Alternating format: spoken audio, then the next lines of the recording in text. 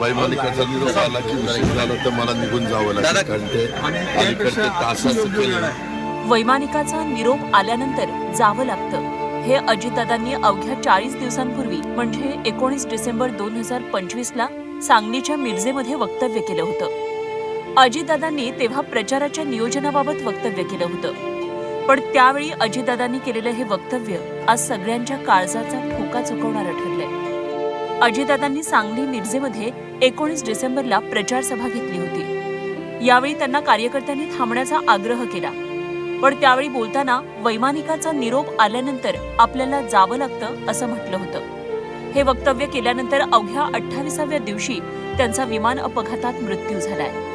मिरजेत त्यावेळी केलेलं त्यांचं हे वक्तव्य नैमित्तिक होतं, पण आज त्या वक्तव्यानं कार्यकर्त्यांच्या काळजात घरं होऊ लागली आहेत. वैमानिकाचा निरोप आला की उशीर झाला तर मला निघून जावं लागेल, कारण ते अलीकडे तासाचं केलं. अजितदादा जेवढं आयुष्य जगले तेवढं आयुष्य ते एखाद्या झंझावाताप्रमाणे जगले. पाठीशी शरद पवारांचा वारसा असतानाही त्यांचं व्यक्तिमत्व कायम वेगळं राहिलं.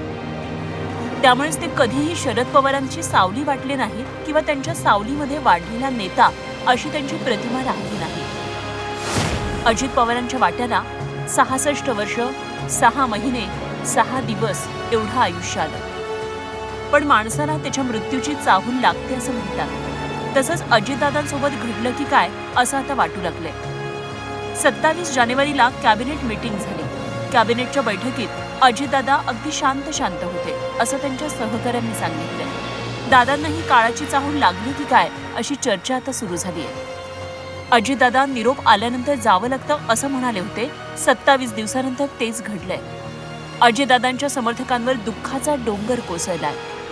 ब्युरो रिपोर्ट, झी 24 तास, मुंबई.